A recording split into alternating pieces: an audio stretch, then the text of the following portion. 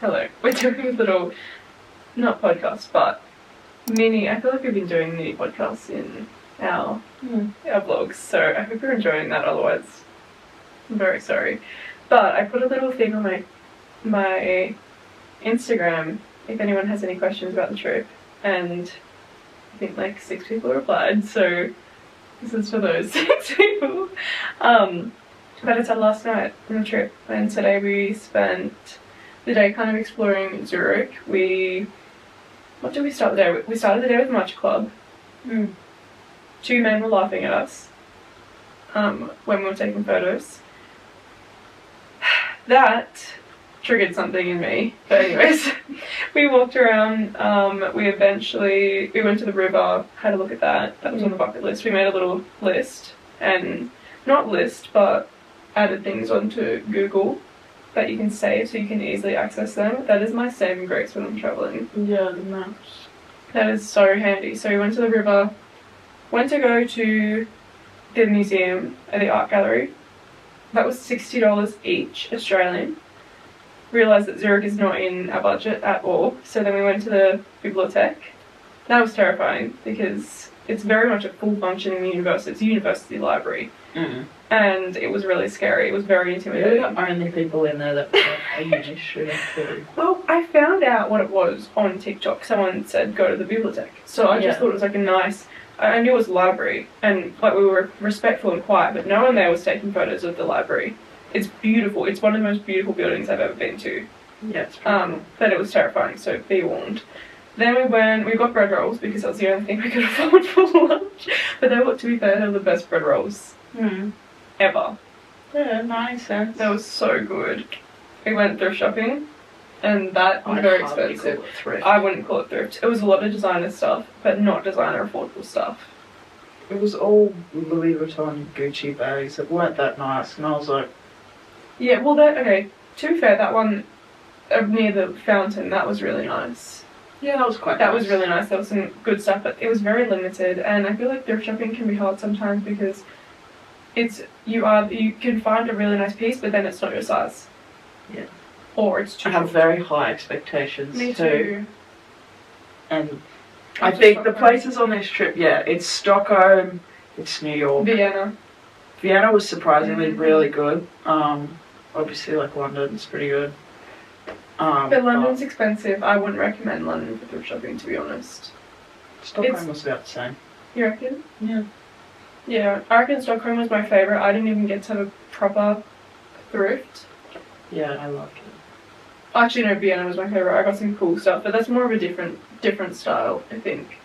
Anyways, we did that. We then went to Joe and the Juice after thrift shopping, and I got something to eat, and we headed home. I pooed my pants. Can I put that in there? Yep. I pooed my pants. I have I have chronic irritable bowel syndrome. I don't think it's that. I think it's something else. No, it's not. So that happened. And then Jordan messaged me and she said, can we go home? So we headed home. Before we did that, we stopped by a Jellycat store, and now my next Jellycat of purchase is the most beautiful little duck. I thought I was going to get a bunny. I'm going to get a duck. And I think that's it for me for Jellycats for the next month. Until next month. So we headed home. We got cleaned up. We were initially planning to go. We were going to go back out. We didn't. We didn't even speak of it. We just decided that we were spending time. I was just thinking before, I don't know what I did for the past... When did we come back? Like 2-3 p.m. I don't know what I did for the last 6 hours. You were on your phone for ages, and then... We got dinner. Yeah, shower. I was in the shower. It took you an hour to pick what you wanted to have for dinner. Oh, it was then you had a shower. Just... And then it came the second you got in the shower. Yeah. And then you ate, and then we watched 2 Brittany Broskies. Yes. They're an hour each. Brittany Broski. Oh, so it wasn't on my phone. We watched 3 podcasts. That's 3 hours. 2 Brittany Broskies. We watched the one on In Your Dreams, and we just started the one on Anything Goes with like vice versa. And then we decided to do this because we're trying to stay up a little bit longer to try and get back onto Australian sleep schedule. That's probably not going to work, to be honest, but we need to do this. So welcome to our little Q&A. It's only 9. We've been going to bed at like midnight. What was your favourite place that you went to? Probably Chamonix. Yeah, what was yours? Oh, I reckon Vienna. Vienna, I'm in love with. That's my second favourite city in Europe, I'm going to call. Wow. I reckon. Paris being number one. Do you find travelling for a long time with a suitcase around Europe hard at all? Sienna doesn't. She doesn't carry it. Well, I've got neck issues and shoulder issues. I now have neck issues and shoulder issues. And chronic pain. The last hour I've been sitting and massaging my shoulders because I carry both of our suitcases. Which I'm happy to do. Yeah. She's a petite queen. With that can only lift like 5 kilos, mind you. If you travel with anyone, if you're solo travelling with a suitcase, you're fine. If you've got some muscle. Yeah. If you've got chronic neck pain. Yeah, it's a big struggle for me. There's nothing that you could do that would not give you pain. If you have a backpack, your shoulders are going to die. My shoulders. My shoulders, I get in pain from my trench coat. Yeah. I did today, I think, but I think that was because of yesterday. Like, yesterday was pretty hard on the shoulders for me. I carried out... Geordie has been a legend. Double suitcases. Keep in mind they're 20 plus kilos each. One in each hand, down the stairs. Oh, yeah. And then... Down a 3-storey. Down 3 flights of stairs. And then I had to, on and off the trains, like, getting them up, I think, just tip me over the edge. Yeah. Yeah, Geordie had to pick it up. Like, on the trains, visualise, there's like racks of storage. And everyone just goes for the bottom. Everyone goes to the bottom. And there's always people with like tiny little suitcases. Put your suitcases up in where they're meant to be. So I had to lift like 24 kilo bags, like, yeah. like this. Anyways. Yeah, really bad. Very grateful. But I feel really strong this trip, though. You are very, very strong. It's because you have to be strong because no one else would do it. Yeah, that's what I think I've learned. I'm capable of a lot more than I thought I was because travelling with Josh, like, he would just offer to do it for me, and it's not like I beg him to carry my stuff everywhere, but like, he's just a gentleman, so he'll just do it. So I forgot what it was like to engage my muscles. Yeah, like that. But no one else, yeah, you're right, no one else can do it. I think for me, I love a big backpack. I could never do a backpack ever. Like a backpacking backpack? I did that my whole, like, as a kid and a teenager, and I just, like, I feel like in Europe, like, I think in summer it would be good, because you've got lighter clothing. Yeah. And if you're doing, like, the Amalfi Coast, like, anywhere like that, it is stairs, stairs, stairs, and having a suitcase is torture. Like, when I did the Amalfi Coast, I had a backpack, and it was so good, because you just walk up. But I think in winter, like our coats are, like, 2-3 kilos. And... it's too hard on your shoulders. You kind of need, also space-wise, like you need a suitcase, but yeah, it's never not annoying. There's no perfect solution. I think, and especially when the cobblestones, Europe's on the roads are so, and it's beautiful from admiration, but when you've got a suitcase, it's a pain in the butt. Where did we go? Was it like Belgium, somewhere in Belgium or something, and it was just nightmare fuel. So bad going through the roads with a big suitcase, so I think that can be hard, but personally for me, I would take that over wearing a backpack. However, in my mind, I can imagine being a turtle and the backpack flipping me, like me trying to lift it up and the backpack just going, that's happening. And I'm on my back going, please help me. Yeah, that's happening. Yeah, so, I don't know, it's just personal preference. It depends where you're going and what you're doing. Going next winter for the first time, curious how you budgeted for the trip. We didn't really budget properly for this trip because it was very spontaneous. And like our main goal was just to surprise Ella. So like obviously we had a little bit of money there, nowhere near enough as we needed. Yeah, I had $6,000 saved for next year because I was planning to go for 3 months next year. Obviously my plans change every 5 minutes, but then I spent $5,000 initially when we booked the trip because, full transparency, our flights were like $3,200. I spent $1,500 for insurance for a year or two maybe or something like that.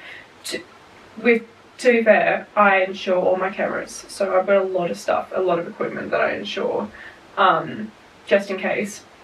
So I spent that, and then I think I bought a whole budget thing on a Google Doc somewhere. Like our flights was expensive. We didn't. Yeah. Like, yes. We thought that Eurowinter was going to be... Oh, I knew it was going to be cheap, but I thought it was going to be cheap. Because I was like, who goes to Europe in winter? Everyone goes to Europe in winter. If we were going to do hostels and stuff, it'd be way cheaper.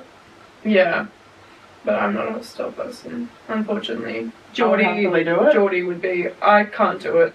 I get a lot of sleep anxiety, and I can't deal with the fact that someone could potentially be watching me or going to kill me, so... Yeah.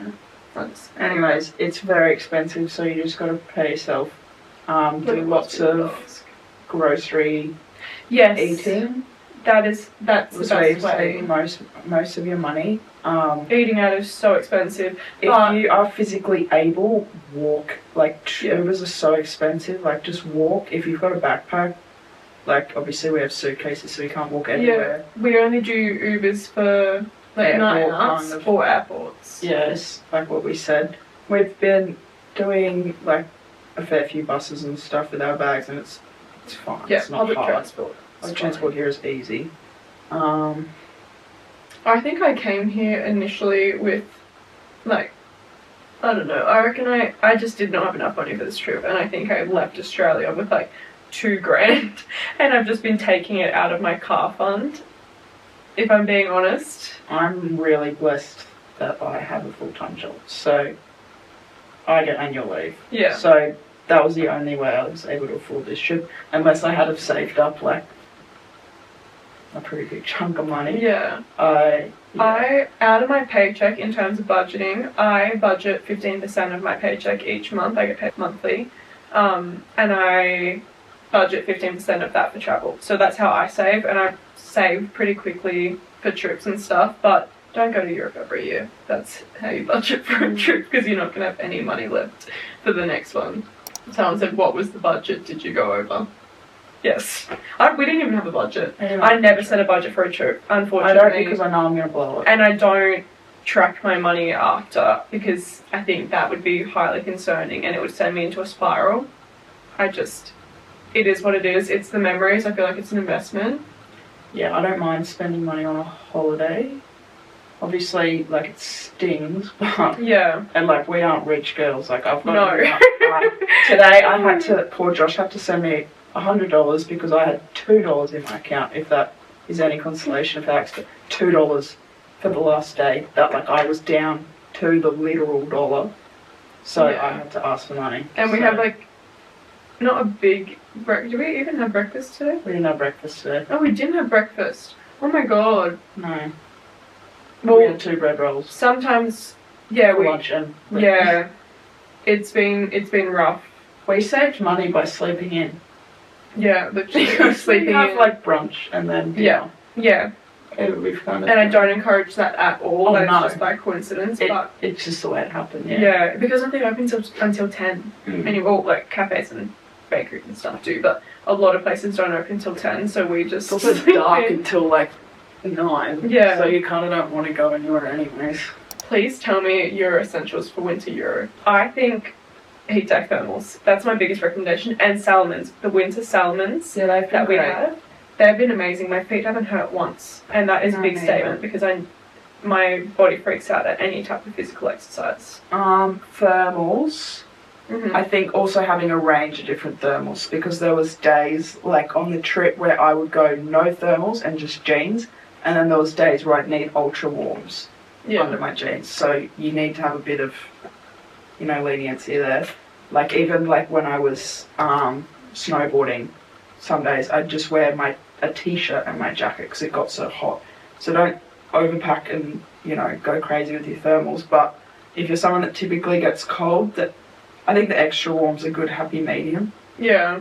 I think you need a big coat. You need a coat. Yeah. Like a little. Yes, it makes such a difference. A little leather jacket's not going to cut it. A little fake, cheap, thin coat is not going to cut it. And wool jumpers, I would personally say invest in wool jumpers because they make a very big difference in how hot you're going to be, because of like cotton is not going to heat you like wool is. Yeah. And like I can get away with a cotton jumper under my coat.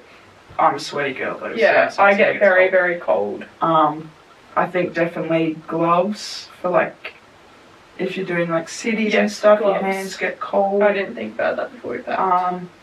I wear my hair up a lot, my ears get cold, and Sienna bought those. They were great. Those little headbands. Heat holders, that's what the brand's called. They were great. Yeah, they're thermal or fleece headbands. We're both not really beanie people. No, beanies make me look like attached sultana. If you like a beanie, something to keep your ears warm. Yeah.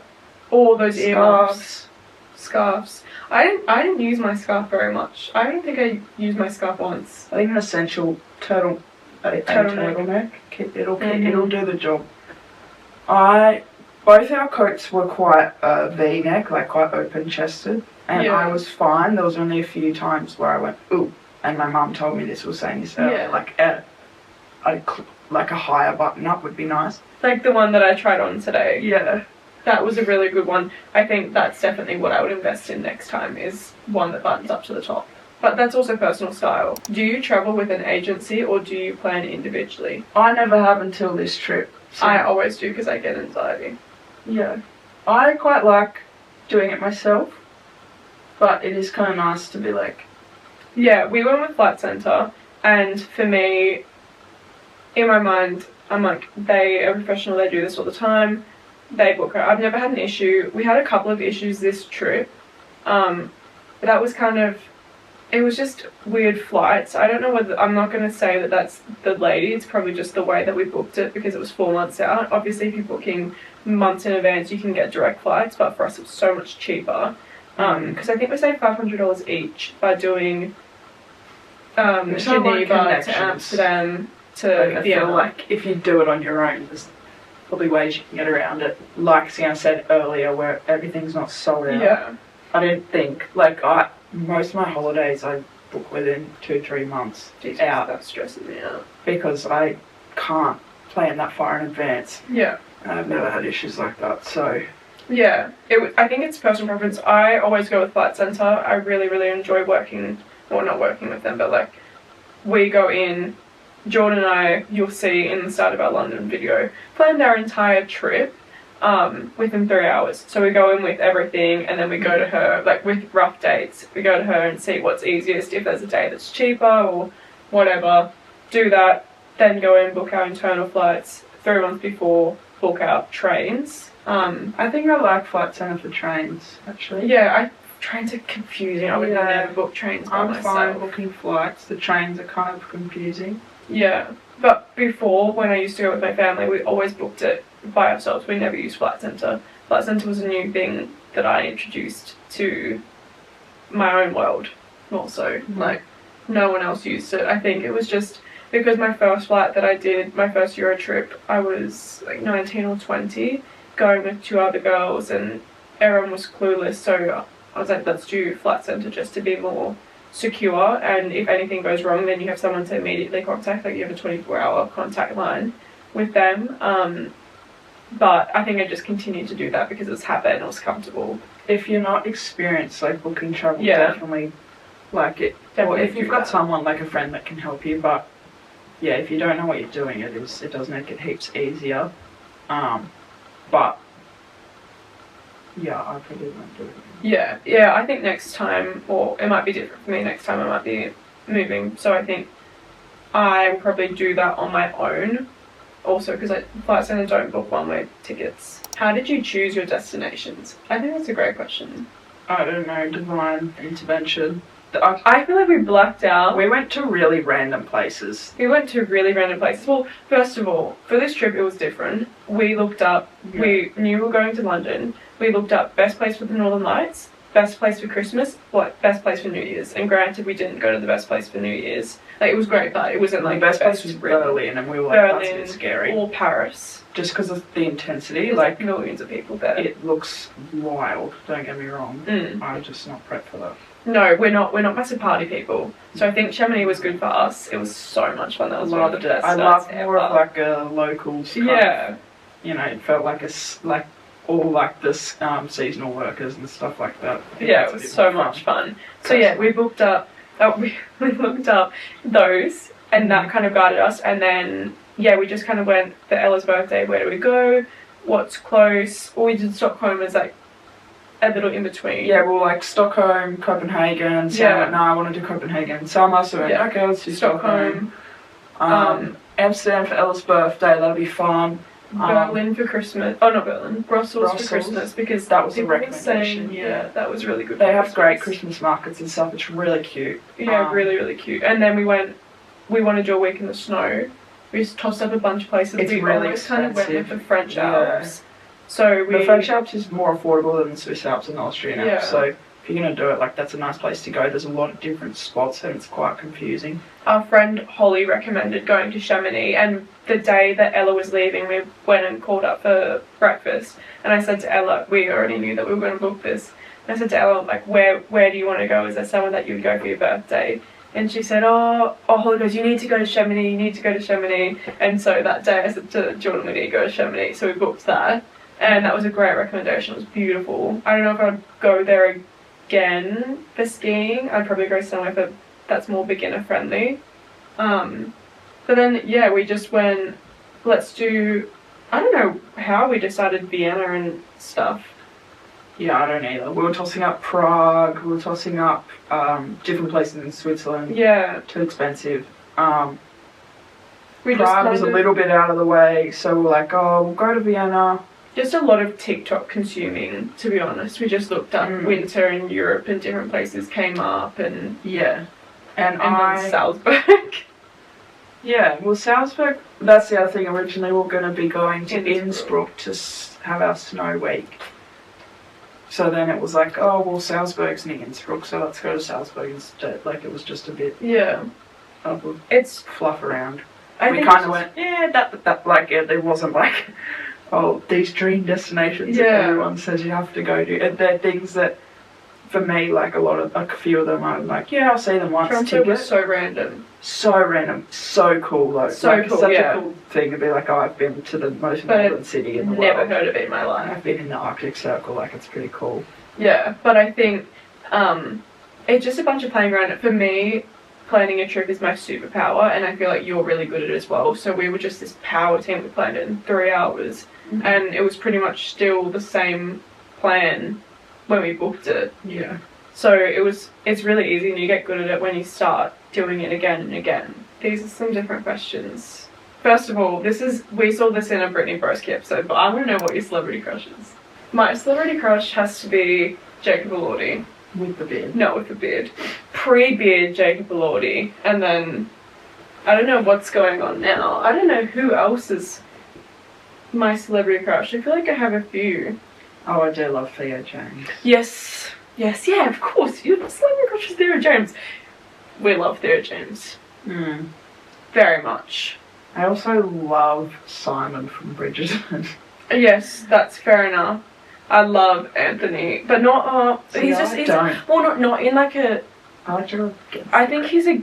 I'm just so different, everyone. No, I think he is good looking, but not in that time where I love his energy, but he unfortunately I don't like his energy. No, like in real life. Oh, Jonathan Bailey, he's just so warm, but in the show, also like, come on. No, I love. That's my favorite season of Bridgerton. That's my favorite season of Bridgerton. No, season 1's my favourite, and Queen Charlotte. Yeah, Queen. Yeah, I love the actor George. He's so good looking. I just want to give him a big cuddle. Yeah, that he also looks like my ex-boyfriend. No, he doesn't. Yes, he does. No, he doesn't. I feel like my type is so very much, you can see who it is in the men. I think they all look so similar. The men that I'm attracted to, like. Theo James, I'm not even attracted to him. It's just he's so hot. The second he plays 4, I'm like, yeah. Theo James and 4. It's the edits. And I read the book at age 12, and I was like, yeah, it wasn't real. Someone wrote advice for someone who is in their mid-20s and is lost in life. Yeah, join the club. Join the club. I'm entering my mid-20s, and I've only just sort of found my path in life. I have not found my path in life. And I haven't found my path, like, and I'm like, yep, that's it, all my boxes are ticked and I'm ready to rumble. Like, no, but I found contentment finally, and it took me years. Yeah. Every day I'd wake up crying, going, I don't know what to do. Just relax. I think it's accepting the fact that there's not one path. There are so many different avenues that you can explore. And my dad always says to me, he's like, statistically speaking, like, people your age will have 13 different career paths before they find the one they want. And that's not 13 jobs, that's 13 different pathways. Like, that could be like baking, photography, sewing, like... I have so many things that I want to do, and I feel like that's what overwhelms me, is I'm like, what do I do? I think it's changing your mindset to be like, no, I'm actually so lucky I have the opportunity to try different things, rather than, I can't pick because it's too overwhelming, and I understand it's overwhelming and that's hard to overcome sometimes.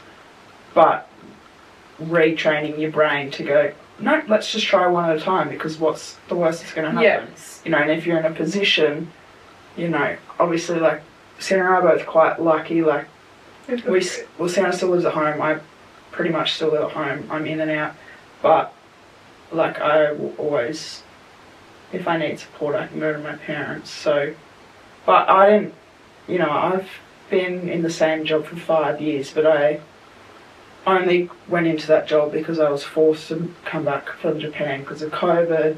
I didn't want to work in a school, yuck.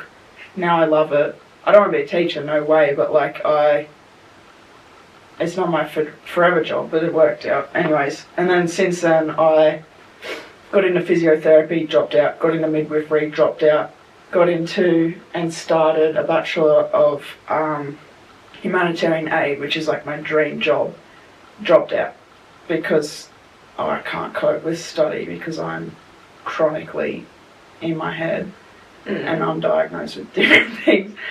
Anyways, so I went down another path that I was like, okay, this is a happy medium.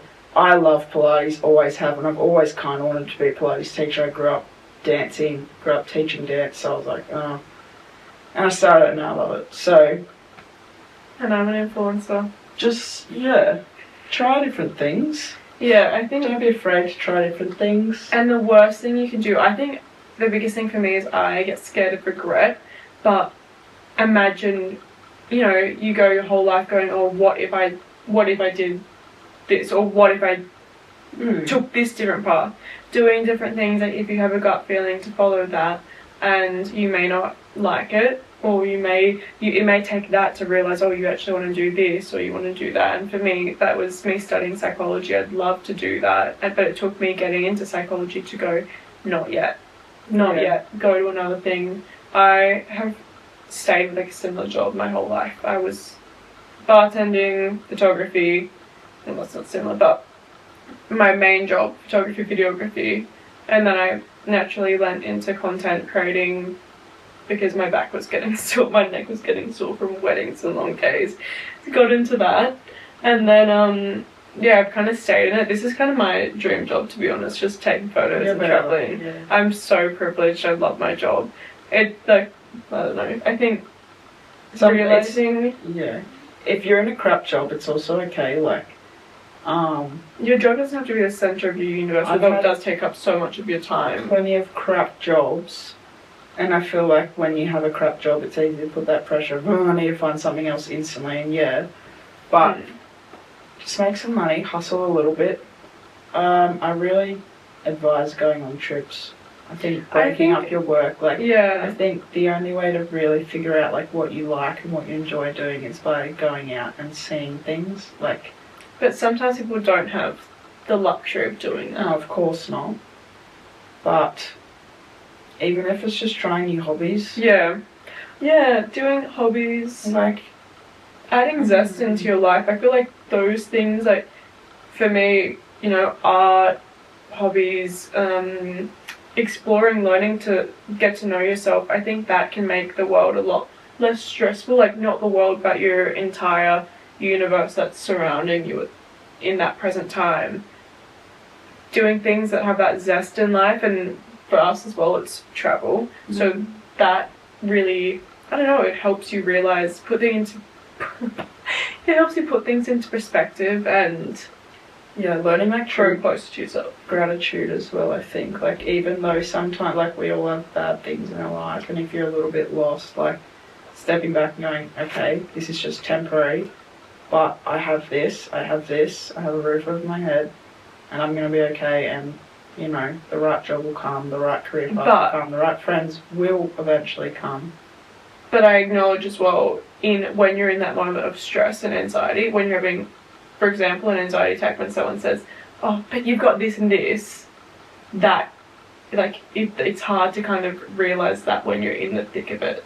Like, sometimes pulling yourself out. That's what I'm saying. It takes brain training to get to that point. That's what I was saying. Like, I've only just gotten there, and I'm turning 24. Yeah. Like, I hated everything for years, and now I'm like, oh, I actually kind of love it. Yeah, 100%. But just know that you're not alone, because I feel like everyone feels lost. Yeah, and social media is such a highlight reel. It makes everyone feel like they're not doing enough, more so. And like, even posting on this trip, it looks like, well, obviously we've had the best time ever, but I think people just assume that you got everything, you've got your whole life sorted. But I don't know what I'm doing. I don't know what I'm doing in 6 months' time. Like, I'd have been pulling my pants the whole trip. And I've been stressing about work and getting jobs the entire trip. Like, it's not all sunshine and rainbows. Like, so privileged. But in anyone's life, Instagram and social media is such a highlight reel. So you're not alone. And the people that you look up to probably feel just as lost. Like, I don't know anyone that doesn't feel just a little bit lost. Everyone. Like, even like my parents will feel lost at times as well, and I feel like it's just such a human experience. So like leaning into that sometimes and going, as you were saying, how lucky am I to be able to feel this and have so many opportunities or so many different small paths. Steps, do little things you like when you feel like crap. It gets overwhelming. Take a step back. It's not, sometimes things are out of our control, and you just gotta train yourself to be like, it'll happen when it's supposed to. But we're also just two 22 and 23-year-old girls figuring it out. We've answered all of them. I feel like we've just been yapping this entire trip. Most of our stuff that we've done on this trip, like talking, is not travel related. No. But I think this will be the last time talking to you guys, so I wanted to say thank you for following along on our YouTube travel adventures. I don't know if you can hear Jordan's stomach. It's the poo coming. No, it's the hunger, because we can't afford to eat. I can't wait to go to Australia and have a freaking $12 acai bowl. Thank you for watching the Euro Travel Diaries. Hopefully, well, this at the same time as our pitch to Travel Guides, the TV show in Australia. If you need I'm not even kidding. If you need 2 new people on your show, Geordie and I, you could even label us as sisters on the show. Everyone keeps asking us to be sisters. Oh, if we're sisters. Yeah. Label us as that. If you need 2 sisters, if you need 2 friends, happy to fit the mould. Happy to lie. That is my dream. I reckon that would be my peak. Only on the block. Yeah, but Josh. But to be able to, that would be great. But Josh is not in this equation right now. Also Travel Guides, Travel Guides for us too would be so much fun. We can be really funny. And you get to listen. Cry. I would cry non-stop. No, if we were on that, you would cry the whole time. Why? You'd panic non-stop. It's a freaking Wait, TV I'm show. thinking of The Amazing Race. Hell no, I would never imagine you're on The myself Amazing on Race. That's why I was so confused. I was like, it's a freaking planned free trip. There's no way I'm panicking. No, I've never got The Amazing Race. I'm sorry. Have you seen me run? No, you haven't. There's a reason for that. I want to go on Travel Guides, and I think we would be great on Travel Guides together because we're very funny. And you could listen to Jordan and her stories. I'm not funny. Sharding. No. I think you're funny. It's stupid. It'd be great. We're 2 photographers as well, so you get a 2-in-1. We can do it from a photographer perspective. Anyways, I don't know where I was going with that. But hopefully there's more travel videos coming up. Hopefully this is in August when you're watching this final video. And I pump them through and get them done. But thank you for watching. And I'll probably see you very soon. Bye from the teddies.